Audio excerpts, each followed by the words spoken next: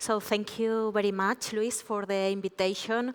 I'm so sorry. I think I'm going to be the most practical panelist today here. But to arrive to this conclusion or to this strategy, we have had to reflect a lot with a bunch of people. I'm going to tell about that. I'm going to make a relationship between the reading habits in Spain and the reading promotion policies that we are making in the Spanish government. Of course, the first thing is that we need a diagnosis. This diagnosis is made every year by the publishers in Spain with this barometer of reading habits and book buying habits too, with some proposals, and for that it's so interesting to have this forum, to have this proposal, not just this year, but the previous years, to listen in to that proposals and to design the public policies. We are starting with the reading habits, and then how these reading habits has the influence in the reading promotion policies that we are doing, and more, even more, after the pandemics. I would like to start with an assessment. Spain is a reading country. We hear a lot that we don't read in Spain, that each year we read less. That's not true. On the last years, we have this increasing of reading habits. It's true that this is slow. It's true that it's not enough, but this is a reality. What we want to do is to increase more, with more speed, with more rapidly, these habits of reading. Now we in Spain we have more or less 70% of the citizenship that they told us that they read regularly. With the pandemics, this has been increased a lot, and this has been materialized in more purchase of books, more subscription to all these reading platforms, and we have still a lot of gaps and diagnosis why we have still 30% of the population in Spain that don't want or can't read. Why is this? They told us that they don't like reading, that they use their time in other things, sports, video games, etc.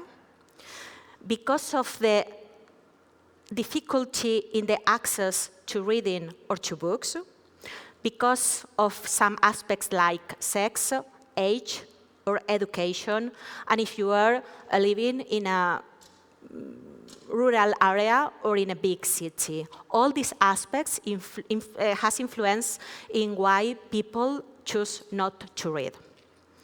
What we are doing, because I think Anne told before that we governments still have room for doing public policies and has this influence in how we promote habits of reading and the taste of reading. I have three different ways of promoting reading that we are doing. The first one is the structural actions that we are doing in promotion of reading. Every year, every time, no matter what. What we are doing. Workshops with authors in schools with the students, in the universities. Activities of promotion of reading in libraries, in bookstores. Working in the digital promotion of reading through a librarian platform that we have in the Ministry of Culture called eBiblio. Of course, we have indirect action on promotion of reading. It's strengthen the publishing sector, giving support to creators and to authors, translators, illustrators, comic sector, and working together with the publishing distributors, logistics, etc., with the implementation of the next generation funds that we have from the European Union for the next years. Basically, digitalization, transformation on the publishing and industrial book sector, reskilling of all the subsectors of the ecosystem of the book, and innovation too. And then we have extraordinary and ad hoc strategies for promotion of reading publishing. Reading is an opportunity for the future as individuals and also as a society. How we are working on that? I think maybe in the how we have done it. 1 year ago, we create a forum in the Ministry of Culture called Mesa del Libro, Book Table, an open forum in order to listen professionals, intellectuals, people in the book industry, what we should do, how we could do that. In this book table, we create a work group just to promotion of reading. It's Luis, it's José Manuel. We have had a lot of help. And now we are presenting in the next weeks by our Ministry of Culture this strategy for the next year in the Spanish government for reading promotion. The first difference, in my opinion, is that this is not just a project for the government. This is a civil and social reading pact. More or less 1 year ago, in the middle of the pandemic, the publishing sector, in an article in a very well-known newspaper, called for a pact for the reading industry. Some weeks ago, the president of the Spanish publishing sector here in Spain, in the Liber, called again for a pact for reading in Spain. We have taken this, I don't know in English, this chance, and we are presenting now what we have done. This is not a magical thing.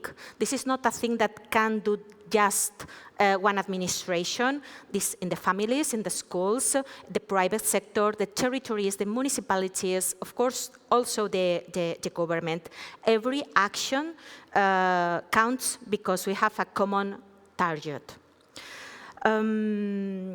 This is an open project. Everybody who would like can come to this project, but we already have designed a strategy with several points. This is a pact. This is not just a plan.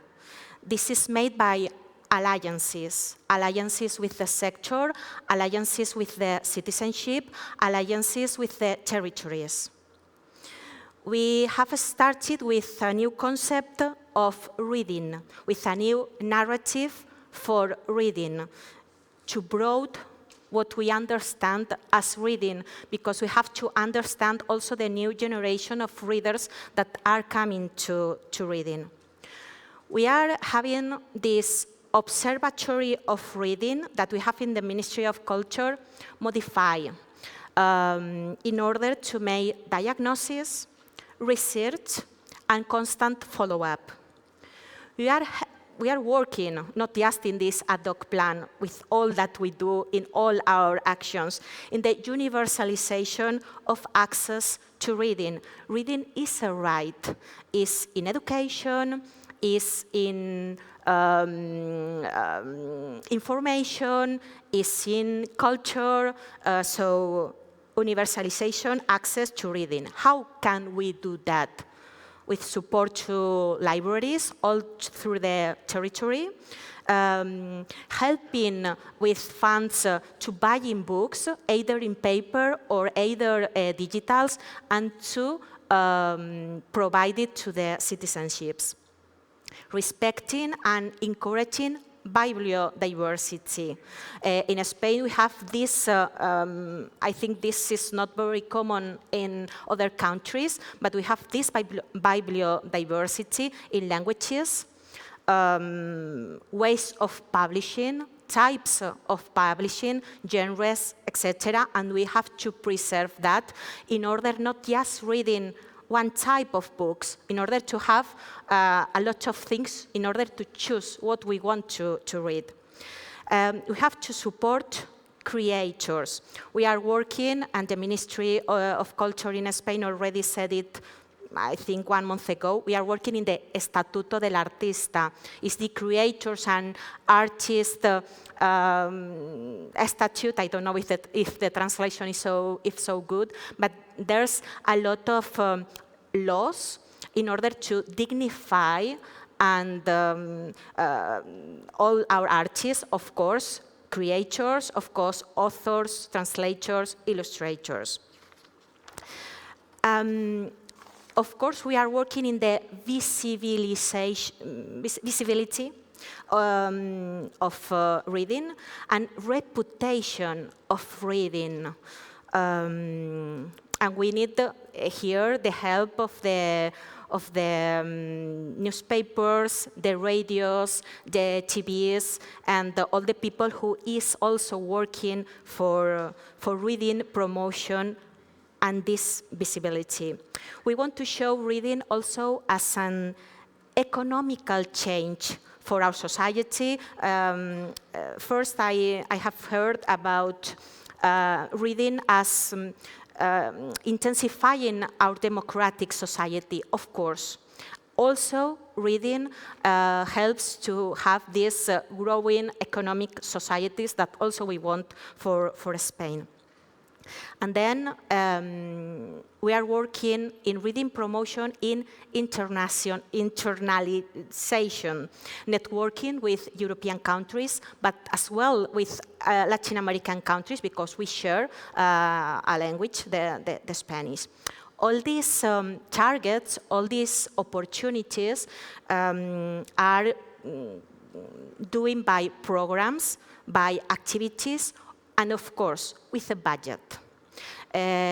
We can imagine, we can create, we can propose, but without real work and without a budget that accompany these actions, we can't talk about a real promotion of reading policy. So we now have a budget that is now discussing in the Spanish Parliament. We hope that this approved in the next month.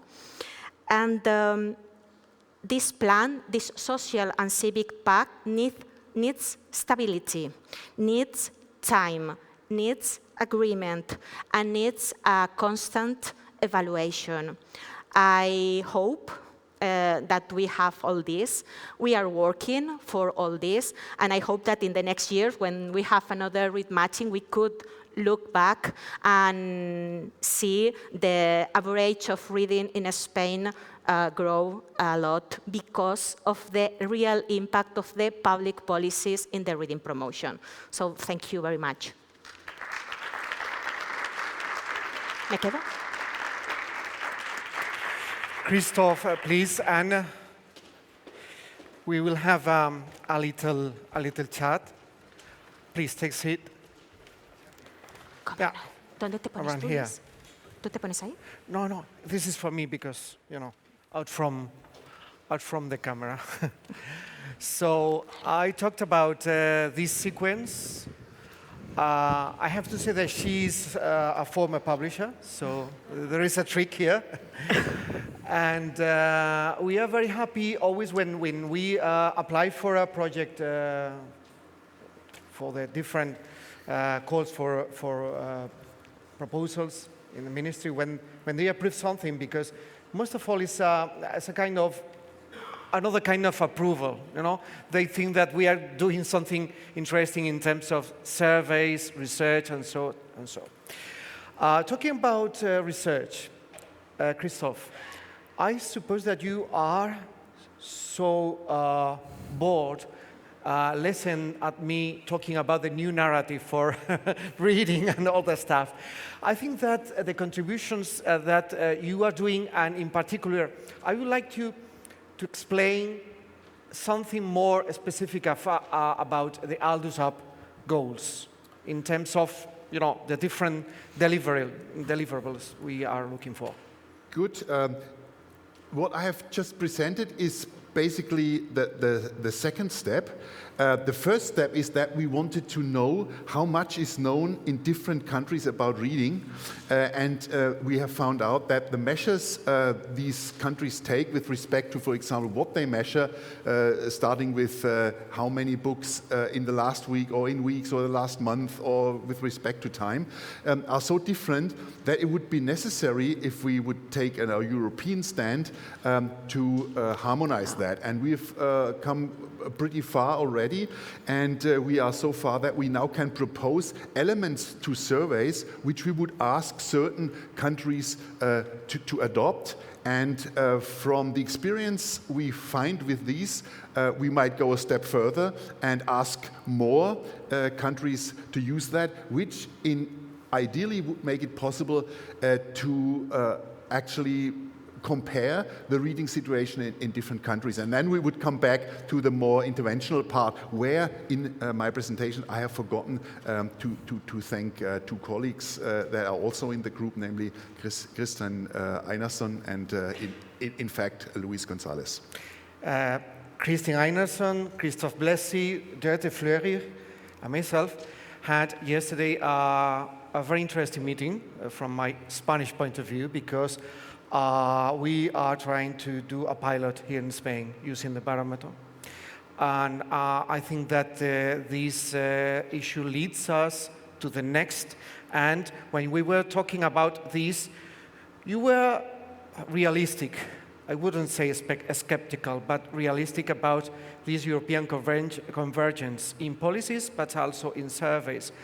How do you think that we should do in order to have a core for each of the two policies?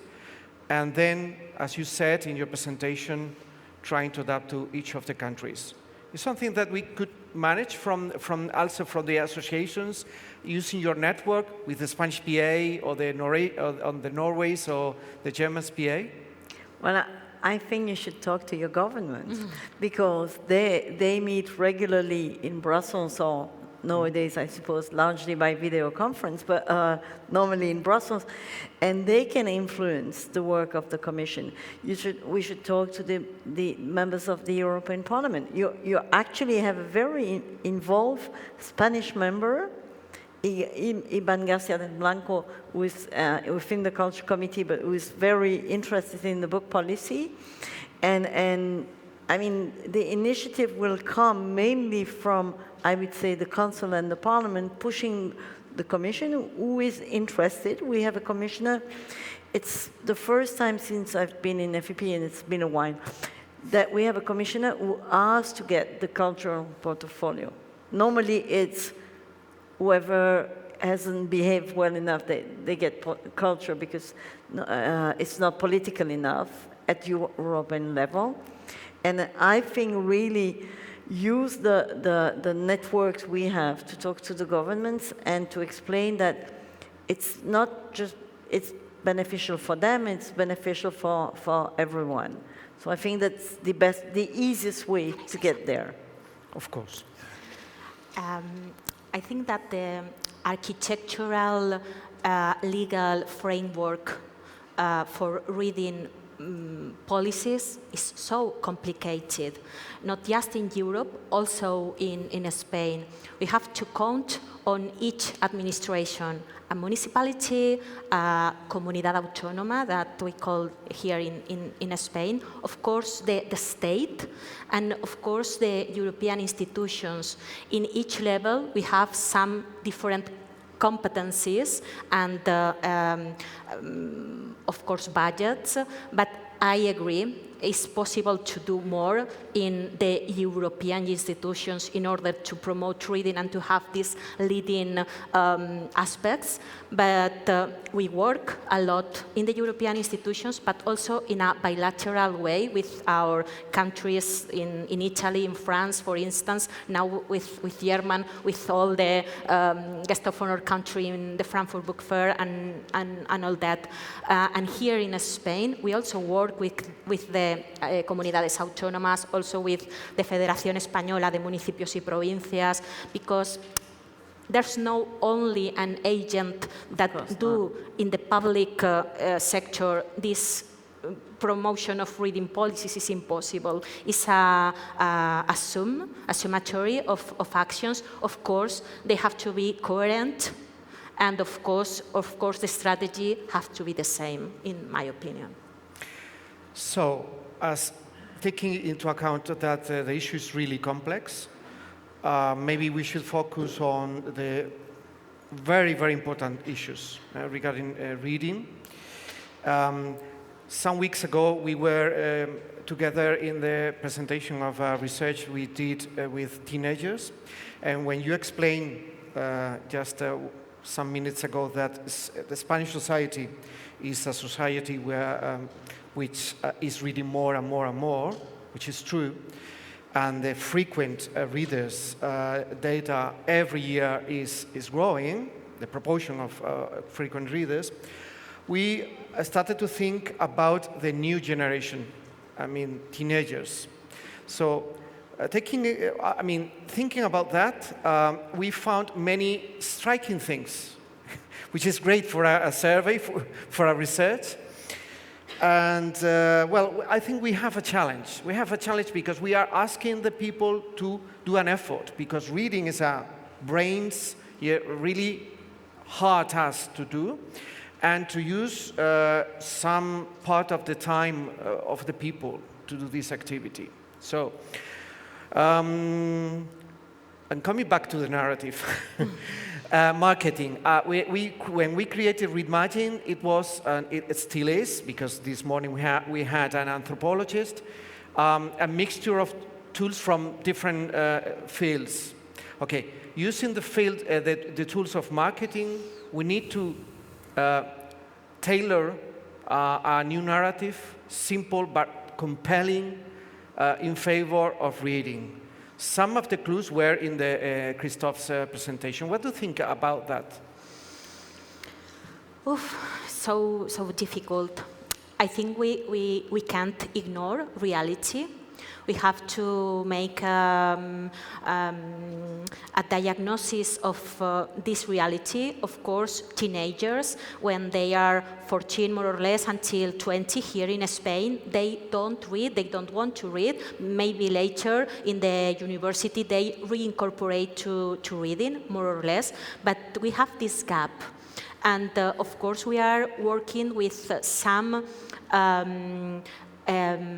tools just for this type of readers, as you said also in this presentation. Maybe the concept of reading, what is reading, is a paper book, or is also a blog in the mobile phone. This new narrative is not also a new theoretical narrative, is to understand and to put in the way to be in the way of a teenager that wants to read. And we have to answer with policies for this target, this specific target. We are doing, for example, with comic,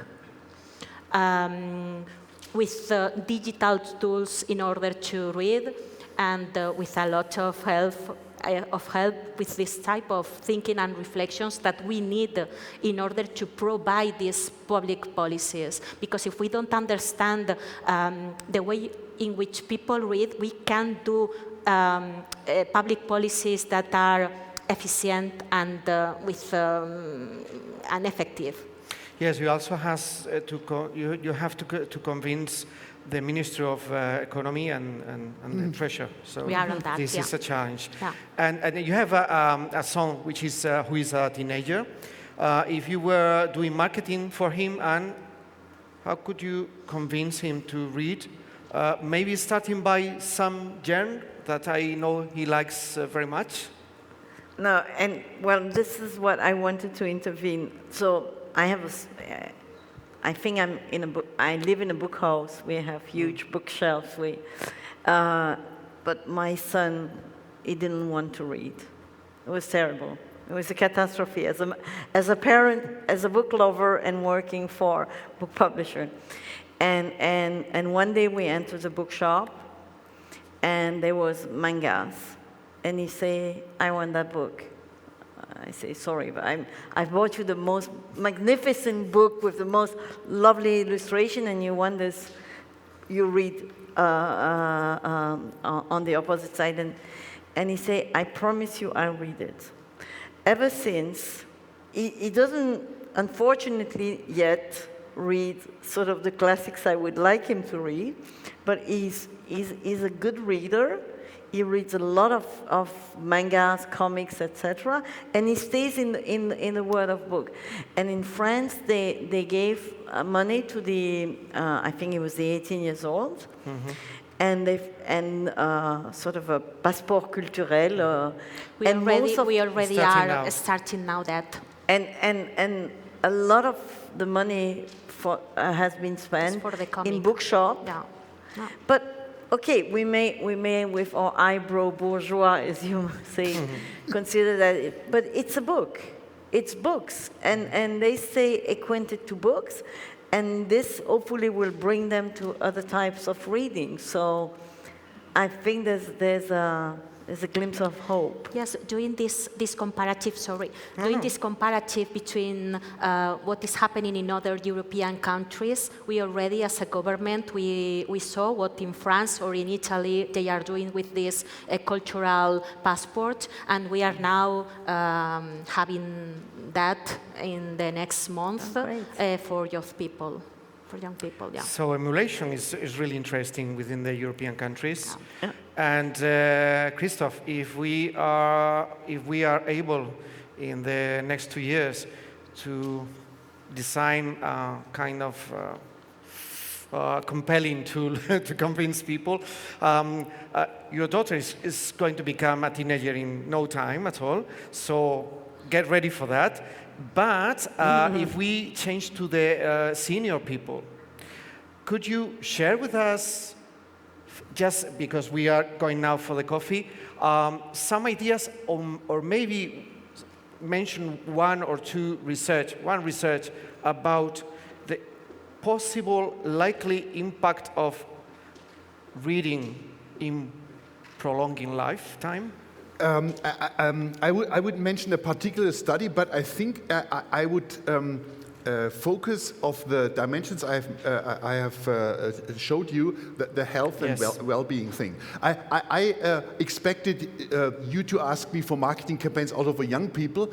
I would have talked about fun, coolness, playfulness, and digital detox. But as we know, for senior citizens, digital detox is typically not the problem. So I would go for health and not to be under pressure the whole time, quietness. If I would have to have a single issue narrative for senior citizens. But I probably would think again if there would be one or two more aspects that would apply to even the quality of life, because there are some research about the good impact of reading in delaying some neuronal degeneration. So read a book a day keeps the doctor away. And also during the pandemics, books has been either a refuge, either a window when we were at home. So it's funny because I used that exactly that word in my introduction this morning. Yeah, but it's true. It's true. It was a refuge for all of us. Come back to readings, to books that we already read, and I think that we have, talking in terms of Janus God, we are in a good position to give a boost to reading and to publishing industry. Yeah. So thank you very much,